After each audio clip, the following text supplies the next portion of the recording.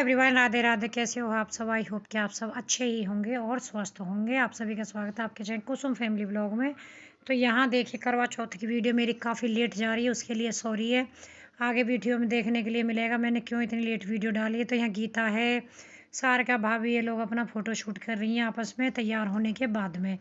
आजकल सभी का ट्रेंड चल रहा है इंस्टाग्राम पर रील डालने का, तो वहाँ यहाँ रील की तैयारियाँ हो रही हैं, जो कि गीता तैयारी कर रही थी और मैंने इनकी चुपके से वीडियो बना ली है।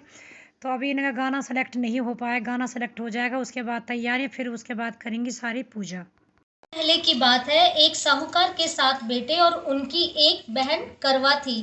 सभी सातों भाई अपनी बहन से बहुत प्यार करते थे, यहाँ तक कि वे पहले उसे खाना खिलाते और बाद में स्वयं खाते। एक बार उनकी बहन ससुराल से मायके आई हुई थी। शाम को भाई जब अपना व्यवसाय बंद कर घर आए तो देखा उनकी बहन बहुत व्याकुल थी। सभी भाई खाना खाने बैठे और अपनी बहन से भी खाने का आग्रह करने लगे, लेकिन बहन ने बताया कि आज उसका करवा चौथ का निर्जल व्रत है और वह खाना सिर्फ चंद्रमा को देखकर उसे तभी अर्घ देकर ही खा सकती है। चूंकि चंद्रमा अभी तक नहीं निकला है, इसलिए वह भूख प्यास से व्याकुल हो उठी। सबसे छोटे भाई को अपनी बहन की हालत देखी नहीं जाती और वह दूर पीपल के पेड़ पर एक दीपक जलाकर चलनी की एक ओट में रख देता है। दूर से देखने पर वह ऐसा प्रतीत होता है कि जैसे चतुर्थी का चांद उदित हो रहा हो।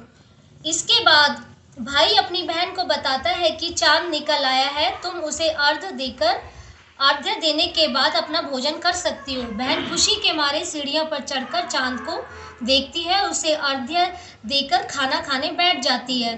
वह पहला टुकड़ा मुंह में डालती है तो उसे छींक आ जाती है, दूसरा टुकड़ा डालती है तो उसमें बाल निकल आता है और जैसे ही तीसरा टुकड़ा मुंह में डालने की कोशिश करती है तो उसके पति की मृत्यु का समाचार उसे मिलता है। वह बौखला जाती है। उसकी भाभी उसे सच्चाई से अवगत कराती हैं, तो उसके साथ ऐसा क्यों हुआ? करवा चौथ का व्रत गलत तरीके से टूटने के कारण देवता उससे नाराज हो गए हैं और उन्होंने ऐसा किया है। सच्चाई जानने के बाद करवा निश्चय करती है कि वह अपने पति का अंतिम संस्कार नहीं होने देगी और अपने सतीत्व से उन्हें पुनर्जीवित दिलाकर रहेगी। और वह पूरे 1 साल तक अपने पति के शव के पास बैठी रहती है, उसकी देखभाल करती है। उसके ऊपर उगने वाली सुई नुमा घास को वह एकत्रित करती जाती है। 1 साल बाद फिर करवा चौथ का दिन आता है। उसकी सभी भाभियां करवा चौथ का व्रत रखती हैं। सभी भाभियां उसे आशीर्वाद लेने आती हैं, तो प्रत्येक भाभी से यम सुई ले लो, प्रिय सुई दे दो, मुझे भी अपनी जैसी सुहागिने बना दो, ऐसा आग्रह करती हैं। लेकिन हर बार भाभी उसे अगली भाभी से आग्रह करने का कह चली जाती हैं। इस प्रकार जब छठे नंबर की भाभी आती है तो करवा उससे भी यही बात दोहराती है।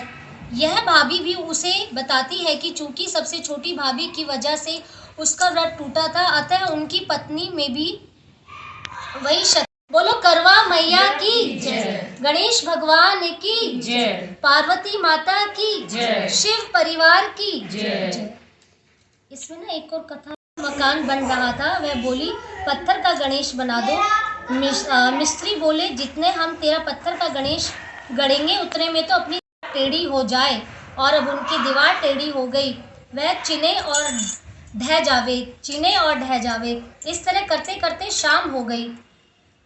शाम को सेठ आया, उसने कहा आज कुछ भी नहीं किया। वो कहने लगे एक बुढ़िया आई थी, वो कह रही थी मेरा पत्थर का गणेश गढ़ दो। हमने नहीं गढ़ा तो उसने कहा तुम्हारी दीवार टेढ़ी हो जाए। तब से दीवार सीधी बन ही नहीं रही है, बनाते हैं सारी ढह जाती है।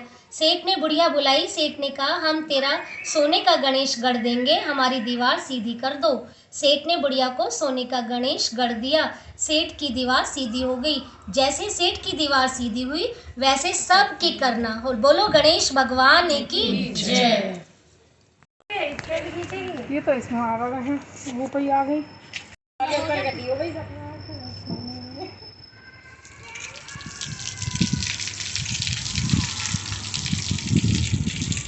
अब ये रही है, मैं एक बार फोटो तेरे से तू पैर छू, इसके पैर नहीं छुआ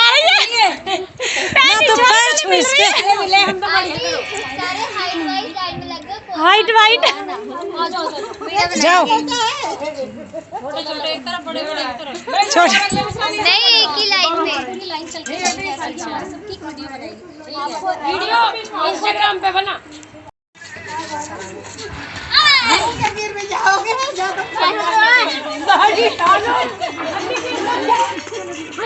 और गेहूं पर नहीं चढ़ रहे, मार दूंगी, छेद दूंगी, गेहूं पर चढ़ रहा।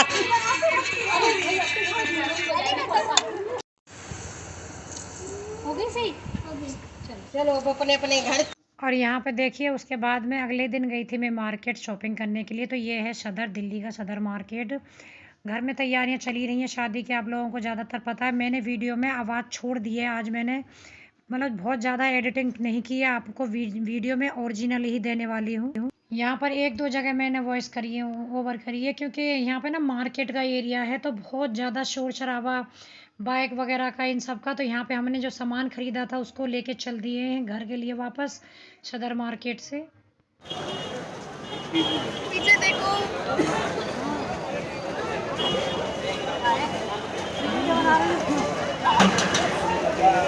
लगे पड़े और हम पीछे बैठे तो कैसे हमेशा चाँद धर धर के ले आए थे।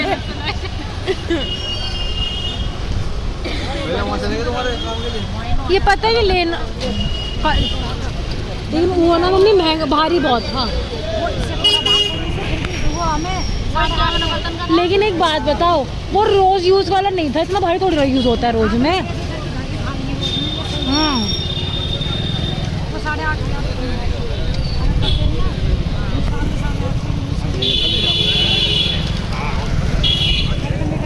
तो यहाँ पे सदर मार्केट में आप देख सकते हो कितनी भीड़ है, बहुत ज़्यादा भीड़ थी, क्योंकि दीपावली के आसपास का एरिया है तो मतलब टाइम आ रहा है तो बहुत भीड़ रहती है। और मैंने जो सामान खरीदा था अपने सिर पे रख लिया है, क्योंकि यहाँ इतनी भीड़ हो रही थी, सामान भारी पकड़ने कोई नहीं बन पा रहा, धक्के मुक्के करके ऐसा लग रहा नीचे गिर जाएगा।